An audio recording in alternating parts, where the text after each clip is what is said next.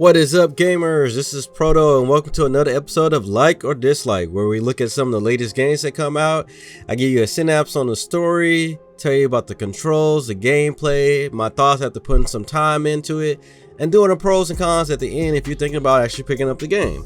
So today, we are looking at the Riftbreaker. Now, this is a top-down survival shooter that mixes in RPG elements and base building to make it a very challenging and fun at the same time.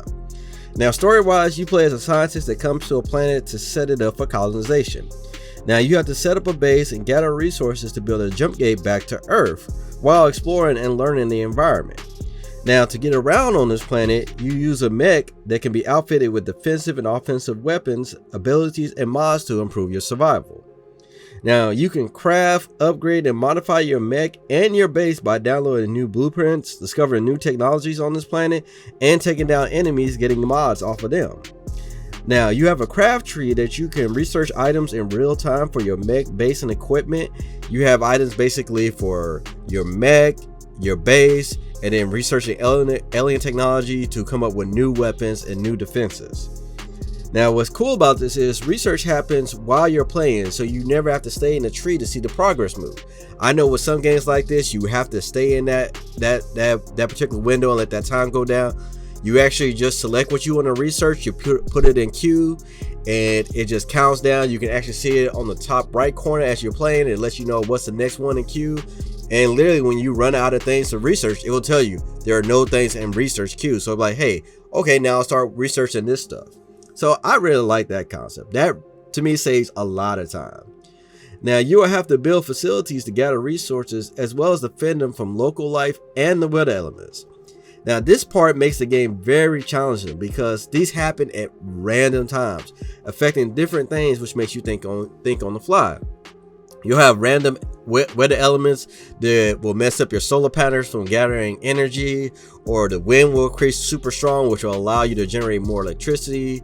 You'll have enemies that'll build little nests and you have to take out the nest, or otherwise they'll constantly send you waves.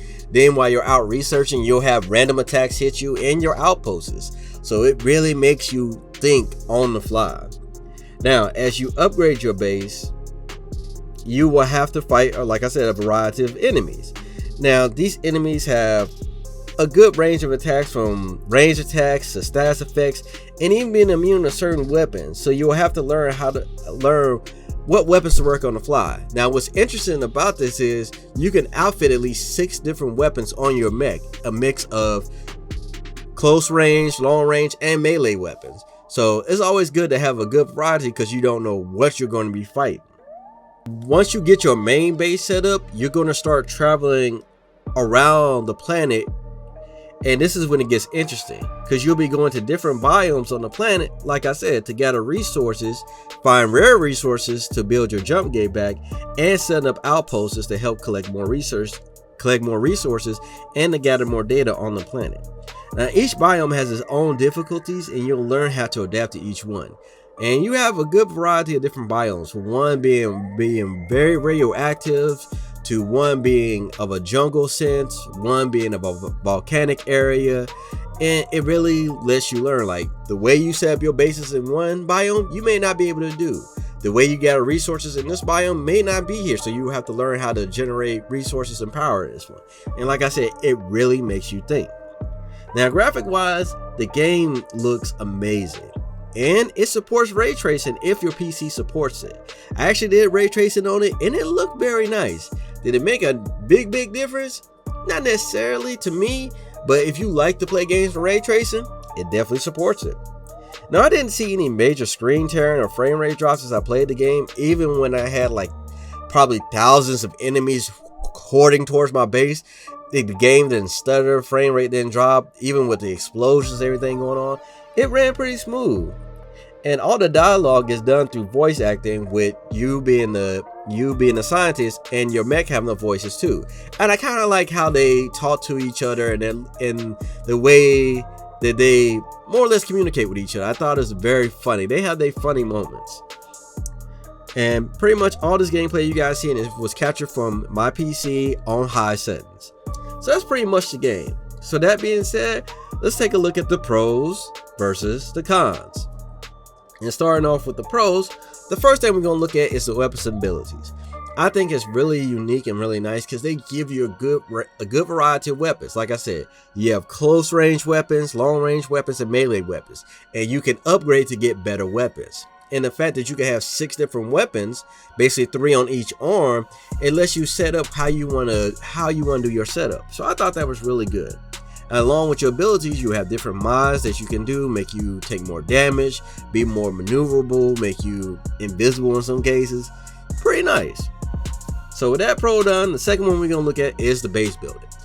I really love the base building in this because they pretty much give you the plans and you set up your base how you want to. If you want to have nothing but artillery cannons protecting your base, you could do it. If you want to set up nothing but a resource outpost, you could do it. If you want to set up a barrier ring that covers half the map, you can do it as long as you got the resources. And I like that because it really allows you to be creative, to not only protect your base, but to gather resources at the same time. And the last pro we're going to look at is the craft tree. I definitely had to give this a pro because I love the simple fact that you can just go to it while you're playing the game, put stuff in queue, and go back. What I done is I probably have at least 6 or 7 things being researched at one time while I'm out setting up outposts, gathering resources, fighting off waves, and it does kill a lot of time because when you're doing all this, all that stuff gets done, and before you know it, you got new items that you can set up, use, upgrade, and I think that was great. So with the pros done, let's take a look at the cons. So the first con we're going to look at, you do deal with a lot of random attacks. Now you're going to have 2 types of random attacks. You're going to have just a basic random attack when you get a warning, they're approaching your base, and you got to fight them off. The next type of random attack is they give you a countdown time. You may have a minute, may have 2 minutes, especially if you do a major upgrade in your base, you're going to have countdown time. When this attack comes, they are hitting you with probably 3, maybe 4 times the normal amount of a random attack. So you probably will lose some parts of your base. But it can get annoying if you're trying to go out, gather resources, trying to complete certain objectives, and then you got to come back and defend your base or defend your outposts. And it can get a little bit annoying. Now the next con we're going to look at, it is resource gathering. What I like about it is you do have to gather resources, but it can be time consuming because you may be setting up different outposts. One outpost gets destroyed, so you got to go back and reset it up. You run out of resources on this one area, so you got to go find new resources. And it can be time consuming because you may need certain items and you can't get them till you get a certain resource. So you got to literally sit here sometimes until that resource is gathered for you, you can do it. Now the caveat to that I say is you go explore the map, go find upgrades and do this. But if you're just sitting there waiting for resources, I can see it being annoying. And the last con we're going to look at, you get constant messages from your NPC characters. They're constantly telling you, you need to set up more storage facilities. Your power is down. You're about to be attacked. And it can get annoying to a certain point. And it can break the immersion of the game, especially if you're like on a serious grind and you're doing everything. It can get a little bit annoying and tedious. So, but that's just the pros and cons of the game. Overall, after putting a lot of time into this game, I generally like it. I enjoy it. I love mecha-based games, and I love RTS games, and I love base building games. So I get a little bit of everything. So I can kind of get past the cons on this to really enjoy it. But like I said, the one thing about these games, I do a lot of multitasking. So I'm getting a lot of things done at the same time. So even if my base is being attacked, by the time it gets done attacked, by the time I get my resources built back up, I've got new upgrades to try out. So, but that's just my pros and thoughts about it.